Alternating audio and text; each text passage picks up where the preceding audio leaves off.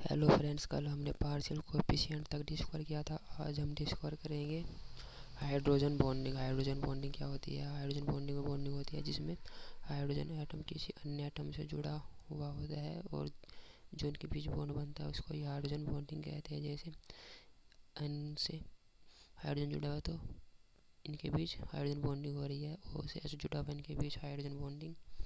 F से H के बीच में हाइड्रोजन बॉन्डिंग। हाइड्रोजन बॉन्डिंग क्या होती है? Unequal share of electron. Unequal share of electron करते हैं विद कोवेलेंट बॉन्ड के थ्रू, यानी कि सहसंबंध बंध के द्वारा ये अनइक्वल शेयर ऑफ इलेक्ट्रॉन का शेयर करते हैं। हाइड्रोजन बॉन्डिंग दो प्रकार की होती है, इंटरमोलिकुलर, इंट्रामोलिकुलर। जैसे कि इंटरमोलिकुलर में hydrogen bonding same same molecules के बीच होती है या फिर डिफरेंट डिफरेंट मॉलिक्यूल्स के। जैसे कि एग्जांपल H2 सेम मॉलिक्यूल्स, इनके बीच में हाइड्रोजन बॉन्डिंग हो रही है। NH3 सेम मॉलिक्यूल्स, इनके बीच हाइड्रोजन बॉन्डिंग हो रही है। H2O NH3 डिफरेंट, पर इनके बीच भी हाइड्रोजन बॉन्डिंग हो रही है। इंट्रामोलिकुलर हाइड्रोजन बॉन्डिंग वे बॉन्डिंग होती है जिनमें दो एटम, दो परमाणु जुड़े होते हैं सेम मॉलिक्यूल से। इस प्रकार की बॉन्डिंग को चिलेशन भी कहते हैं। ये ज़्यादातर ऑर्गेन कंपाउंड में होती है।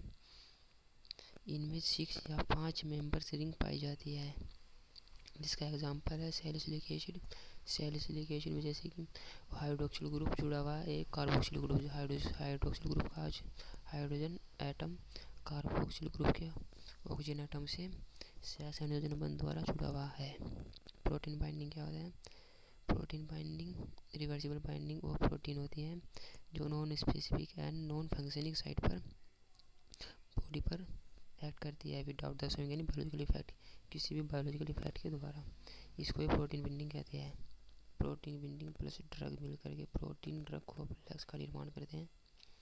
ये भी दो प्रकार के होते हैं, रिवर्सिबल, इसमें प्रोटीन प्लस ड्रग मिलकर के कॉम्प्लेक्स बनाते हैं, पर कॉम्प्लेक्स जो है वो फिर से प्रोटीन प्लस ड्रग में कन्वर्ट हो जाता है। जबकि रिवर्सिबल में प्रोटीन प्लस ड्रग मिलकर के कॉम्प्लेक्स बनाते हैं, पर कॉम्प्लेक्स नो पेयर होता है प्रोटीन प्लस ड्रग में।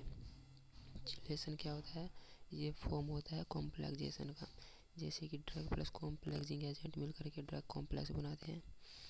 यानी कॉम्प्लेक्सेशन क्या करता है? ये ड्रग के एब्जॉर्प्शन रेट को घटा देते हैं, बट ये ड्रग की अवेलेबिलिटी पर कोई इफेक्ट नहीं करते।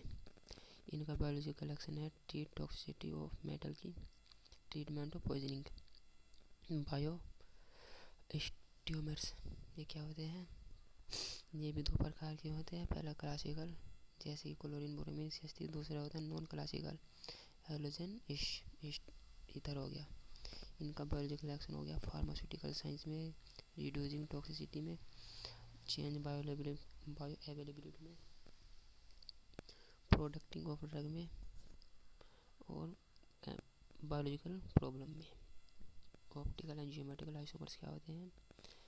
ये भी दो प्रकार के होते हैं। पहला है एनंशियोमर्स। आइसोमर्स क्या होते हैं? यानी कि जिनका मॉलिक्यूलर फॉर्मूला सेम होता है बट उनकी स्ट्रक्चर पोजीशन डिफरेंट होती है, उनको हर्सोमर्स कहते हैं। जैसे कि एनंशियोमर्स में मिरर इमेज आइसोमर्स है, जैसा कि मिरर के एक डायरेक्शन में कंपाउंड है सेम, उसी मिरर के सेम वैसा ही इमेज मिरर के दूसरी ओर बनता है। इसका बायोलॉजिकल रिलेशन एक्शन देख लेना। जियोमेट्रिकल आइसोमर्स, जिसको सिस ट्रांस आइसोमर्स भी कहते हैं, इसको रिप्रेजेंटेड किया गया है सिस ट्रांस आइसोमर से।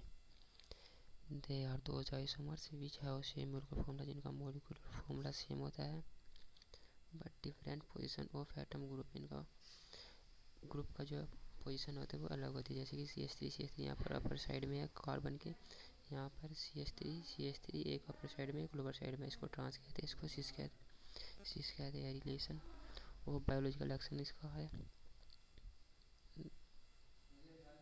ड्रग मेटाबॉलिज्म क्या होता है? Drug metabolism also known as biotransformation, यानी कि ये ड्रग बायो ट्रांसफॉर्मेशन का निर्माण करते हैं। ये ड्रग को कन्वर्ट करते हैं केमिकल और अदर कंपाउंड में। इनका उद्देश्य क्या होता है? ये कन्वर्ट करते हैं लिपिड सोल्यूबल को वाटर सोल्यूबल में, यानी कि नॉन पोलर ड्रग को पोलर ड्रग में, जो अवॉइड बचाती है एब्जॉर्प्शन इन रीनल ट्यूब से। रीनल ट्यूब में ये एब्जॉर्प्शन की उनके एब्जॉर्प्शन को बचाती है और हेल्प करती है एक्सक्रीशन या बॉडी से बाहर ड्रग को निकालने में। लिपिड सोल्यूबल को कन्वर्ट करिए वाटर सोल्यूबल में, एक्टिव ड्रग को इनएक्टिव ड्रग में, इनएक्टिव ड्रग को एक्टिव ड्रग में। इसका मेन साइट ऑफ मेटाबॉलिज्म होता है लिवर में, अन्य साइट है इसका किडनी, लंग्स और plasma. Process of drug metabolism यानी कि ये 3 फेज होती है, पहला हाइड्रोफिलिक, दूसरा फेज फर्स्ट, तीसरा फेज सेकंड। हाइड्रोफिलिक ड्रग होंगी में इजीली एक्सक्रीट हो जाएंगी, जबकि जो फेज फर्स्ट की होती है उसमें ऑक्सीडेशन, रिडक्शन और हाइड्रोलाइसिस होता है, और इसके बाद मेटाबोलाइट ए होता है, फिर जाके एक्सक्रीट होती है किडनी से। अगर मेटाबोलाइट ए प्रॉपर तरीके से नहीं हो पाता तो फेज सेकंड में जाती है, फिर वहाँ पर कंजुगेशन होता है, फिर मेटाबोलाइट बी होता है, फिर एक्सक्रीशन हो जाती है बॉडी से बाहर। फेज फर्स्ट में क्या होता है, फेज फर्स्ट में ये नॉन सिंथेटिकल रिएक्शन होती है, कन्वर्ट कर देती है पोलर मेटाबॉलिज्म को पोलर मेटाबोलाइट ड्रग में।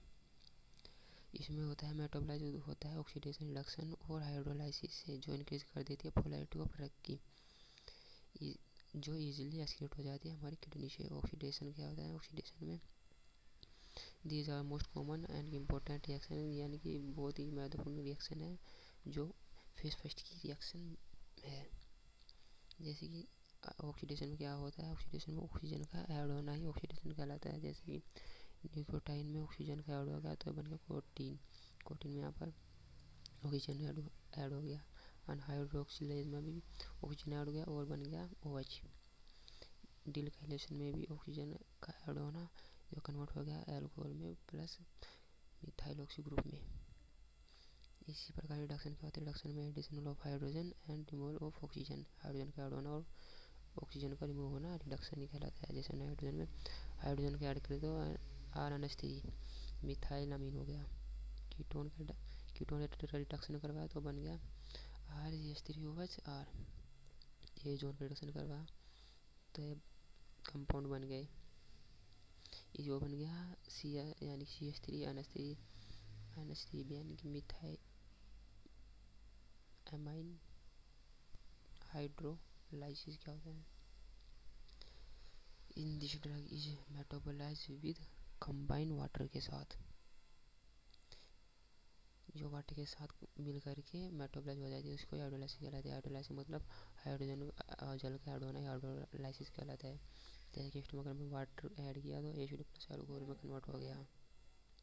इसी प्रकार एस्पिरिन में हमने हाइड्रोलाइसिस किया तो सैलिसिलिक एसिड में कन्वर्ट हो गया। फेज सेकंड रिएक्शन क्या होती है, दीज आर सिंथेटिक रिएक्शन होती है faster than phase first. Phase first से तेज होती हैं, ड्रग विच नॉट एक्सक्रीट, जो ड्रग एक्सक्रीट नहीं हो पाती फेज फर्स्ट से वे इजीली एक्सक्रीट हो जाती है फेज सेकंड के द्वारा। इट इनवॉल्व्स में कंजुगेशन होता है एंडोजन सब्सटेंस जैसे ग्लूकोरोनिक एसिड हो गया, सल्फेट ग्लाइसरीन, इसको कहते हैं कंजुगेशन रिएक्शन में कहते हैं। इसका एग्जांपल है जैसे सैलिसिलिक एसिड को अगर हमने ग्लूकोनिक एसिड में के द्वारा एंजाइम के द्वारा इसको कन्वर्ट किया तो इजीली एक्सक्रीट हो गया बाहर, बॉडी से बाहर हो गया। इसी प्रकार इसका एग्जांपल एक और है। अब देखते हैं सल्फेट कंजुगेशन क्या होता है। सल्फेट कंजुगेशन जैसे कि एसिटामिनोफेन प्लस PAPS, इसमें हमने ट्रांसफरेज करवाया सल्फर ट्रांसफरेज एंजाइम का, तो बन गया sulphate plus conjugate plus PAPS में। इसका एग्जांपल स्टीरॉयड हार्मोन्स हो गए, मिथाइल डोपा हो गया। ग्लाइसिन कंजुगेशन क्या होता है, mainly for certain aromatic acid होते हैं। इसी प्रकार ग्लाइसिन कंजुगेशन देख लेना। इसके बाद हम देखते हैं एसिटाइलेशन क्या होता है। एसिटाइलेशन में 4 एमिनो सैलिसिलिक एसिड पर अगर हम ग्लाइसिन के वगैरह करवाते हैं तो एन एसिटाइल ट्रांसफरेज होता है, इसमें कन्वर्ट हो जाता है 4 एसिटामाइड सैलिसिलिक एसिड में। मिथाइलेशन देख लेना। फैक्टर अफेक्टिंग ड्रग मेटाबॉलिज्म क्या होता है, केमिकल फैक्टर जैसे कि enzyme induction, enzyme inhibitor, biological factor, age, diet, sex hormones. इसी प्रकार फिजियोकेमिकल प्रॉपर्टी हमने पिछले वीडियो में डिस्कस की थी।